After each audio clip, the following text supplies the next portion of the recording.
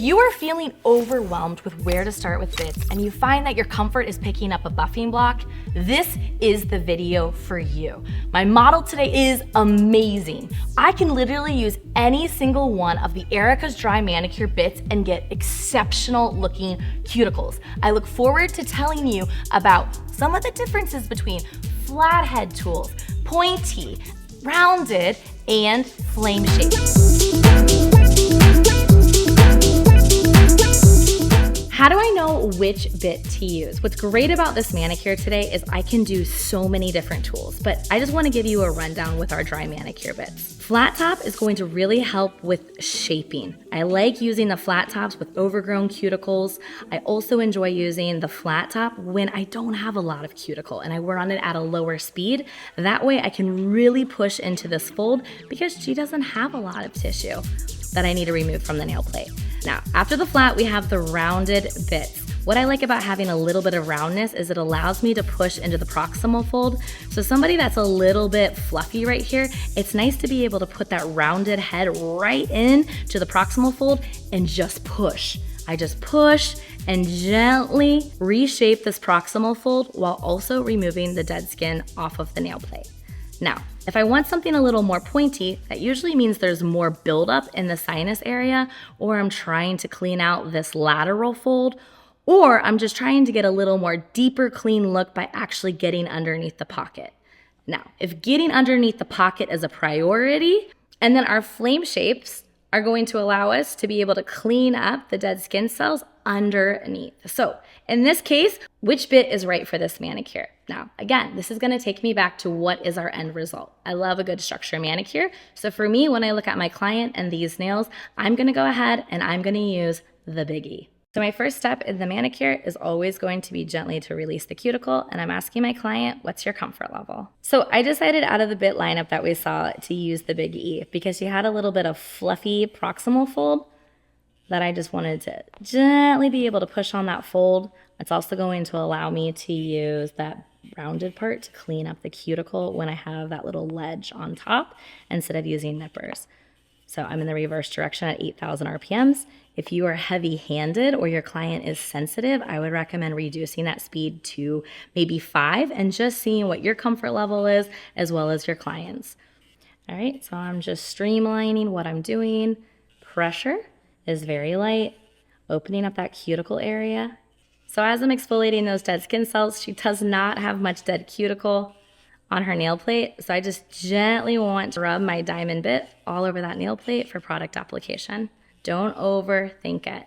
All right, my last little finger. So I'm going flat with the Big E. I'm making a circular motion, right? I'm just going with that nail, getting the dead skin cells off of the nail plate and gently pushing into that proximal fold and then softening her skin. Dropping my barrel. So dropping it means putting it down and then just gently removing all of that debris. So don't stop here and then go to a hand buffer. Just finish through. Sometimes we just make it more complicated. Choose the tool that's right for you and the cuticle. If you're still struggling and like, Erica, I travel the world teaching e-file classes. I love dry manicuring. So get connected, come to our website, Erica's ATA, see where I'm gonna be next. And you know what? If I'm not close to you, that's okay. I like to travel. Get a bunch of friends, let's have a good time. Dry manicure and cocktails for life. I don't know if I'm allowed to say that, but side note, I'm into that. Put down that cocktail and let's go ahead and jump back in. I turn my e-file off and go into reverse and just look at that, open it up. Look at that, oh, she's crusty right there. I like it. Again, 7,000 RPMs in the reverse direction. I'm just getting us set up for a gel manicure. All right, now if you find that she's like super crusty in the corners, my next step would be to use a flame. So this is what I'm trying to achieve right now. You see that little bit of cuticle right there? I wanna stand that up. So what I've been doing is sweep, pull back. I'm not pulling back with the tip because that can be a tear zone. See how it's even starting to get a little more red? I'm going to use the belly, that's zone 2, and pull it up. Now check out what I'm going to do. Because I've now pulled up this rim, I'm going to stretch the skin really tight. And I am going to just gently, circular motions, skirt that cuticle. If you feel like it's not coming off, you can increase your speed. But here we go. I just did it. Pull it tight right there. Get ready. This is the money shot. This is what we want to see on IG. Can she do it? The crowd is going wild. Yeah, psh, yeah, she's great. Okay. And I should have increased my speed, but hey, you know what? We'll get it at the end with the oil. Nope, I'm sorry. I'm not going to accept defeat. We're at 13,000 RPMs. Pulling it up. We're going to hit it again. Another shot. And the crowd goes wild. Yeah! Kiss, kiss.